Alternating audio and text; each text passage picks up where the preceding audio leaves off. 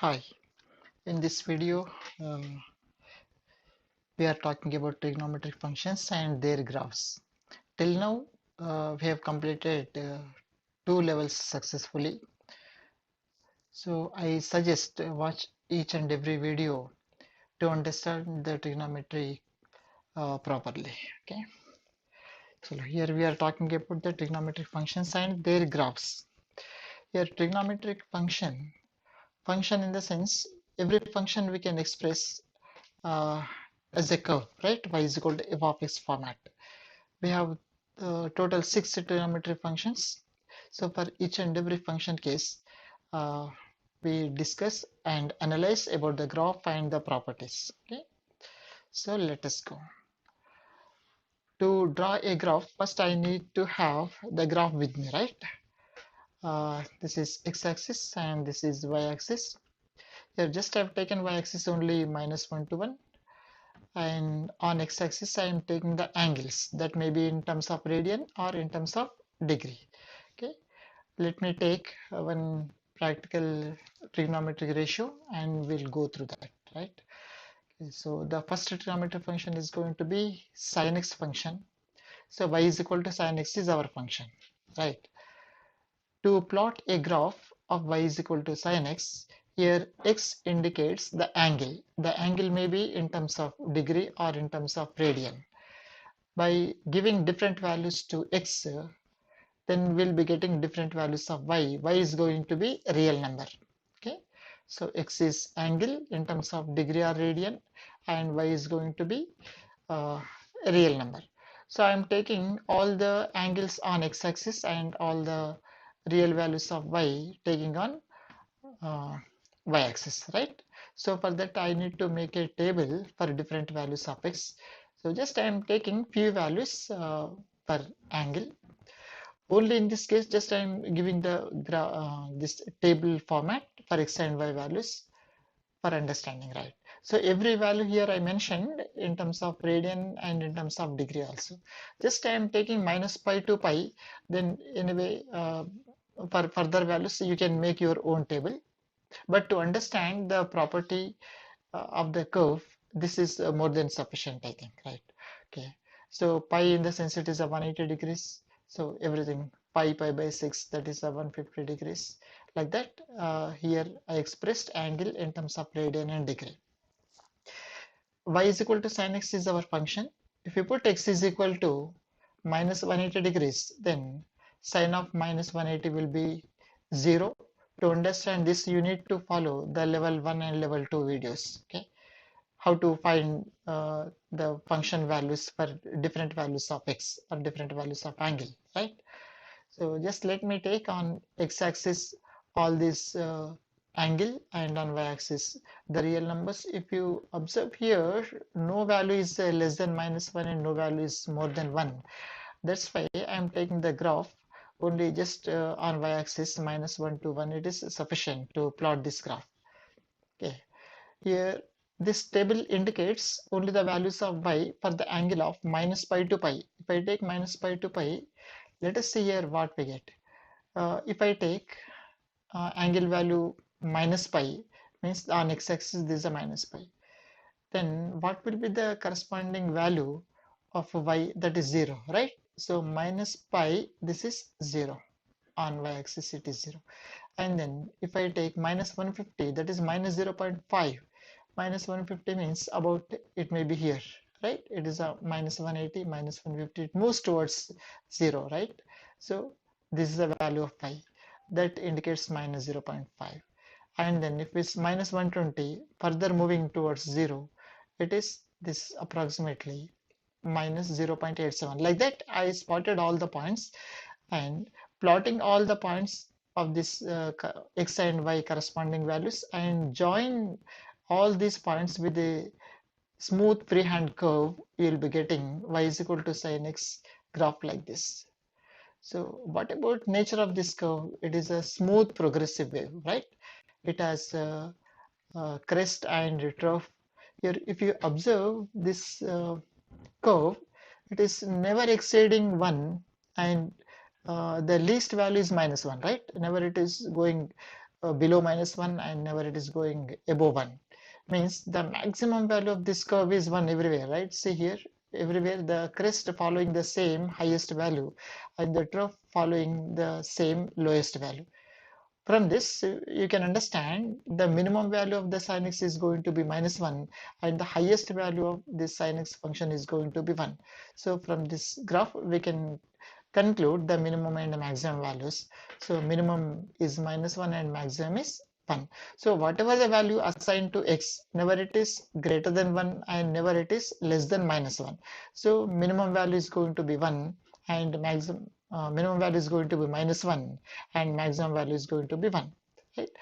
I hope you understood y is equal to sin x in the same way. So for every function, I'm not going to analyze this completely. Just will take a curve and analyze. Okay. So similarly here, and one more thing here, this y is equal to sin x. This is passing through origin, right? So y is equal to sin x passes through origin. Why? Because here whenever x value is 0, even y is becoming 0. Means it should pass through the point 0, 0. That is the origin. Okay. This is one more property of this sin x. Let us move to second curve, y is equal to cos x. So if we observe this cos x, when x is equal to 0, cos 0 is going to be 1. That's why this y is equal to cos x, the curve does not pass through origin, but it is following the maximum value is 1, again minimum value is -1. So every crest is ending at 1 and every trough ending at -1. So in this case, even so here I did not mention all the table and all. The same calculation you can do and plot the curve in the graph, right? So even here by observation, the minimum value is -1 and maximum value is 1. So this curve extends taking different values of x like this and this side like this. So it is never ending, right? This is also smooth progressive wave, okay? And it is symmetric with respect to y-axis. So let us go to next y is, and here the minimum value is -1 and maximum value is 1 even in this case. And if you take y is equal to tan x, it is a little bit typical and complex looks like, because just let us discuss only 0 to pi by 2, let us say. If I take x equal to 0, then tan 0 will be 0, means this passes through origin. And as the values increases from x to pi by 2, just I'm analyzing only 0 to pi by 2, uh, x equal to 0, that is tan 0 is 0, means y value is 0, passing through 0, 0. And if I take x is equal to some 30 degrees, then tan 30 it is 1 by root 3, that is around here you will get 1 by root 3 value around here. And then if it is a 60, that is root 3, it may be around this position it takes. And per 90, what happens? Tan 90 is infinite. So here this is a 90 value. Then infinite means here this is never ends. Means that this moves like this. Here we don't know where it ends, right? So it has become discontinued here whenever x equal to pi by 2. Again, in the same way, if we move backwards 0 to minus pi by 2, it goes like this, and this also never ending. So we get like this of curves for various values of the x. So tan x goes like this. So in this case, what we need to understand about the minimum and maximum values is, even for example here I take here, it goes like this, that gradually increasing. We don't know where it ends. That's why we take here minus infinity is the lowest value. And we are taking this curve like this. It moves like this. It reaches to infinite value, even in every this part of the curve case.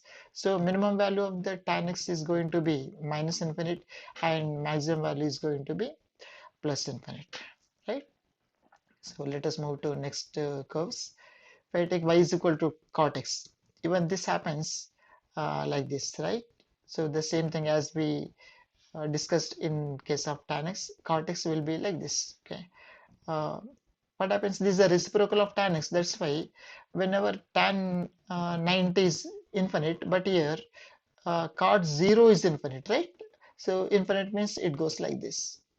And as we move towards pi, here it goes like this, right? So even in this case, the minimum value is going to be minus infinite and maximum value is going to be infinite for y is equal to cot x case also. Okay, and if we take cosecant x, by taking the various values of x, better you can do on your own, make a table for various values of x and finding corresponding values of y, you'll be getting this kind of curves. So even here, what is happening for cosecant x also, it moves towards infinite, and this side it moves towards minus infinite. So here also the minimum value is negative infinite and maximum value is positive infinite for this case. But various properties we have about the interval and the range that we are going to discuss in part 2 when we discuss about the maxima minima. Okay, separately we are discussing. This is a level 3 part 1. In the part 1, just we are talking about only the graph, its nature and how the graph is formed. And in part 2, I'm going to discuss about the maxima and minima values for each and every function.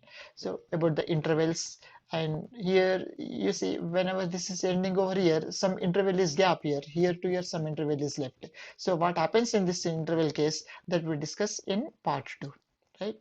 Okay, even for secant x, the graph will be like this. Even in this case also, it's like similar to the cosecant x. Maximum value is infinite and minimum value is minus infinite, right? So this all about the trigonometric functions, the graphs, and a little bit analysis about it. So again, see you in part 2. There we are going to talk about complete maximum and minimum values of each and every function, and we solve few important questions also. Okay, thank you for watching the video.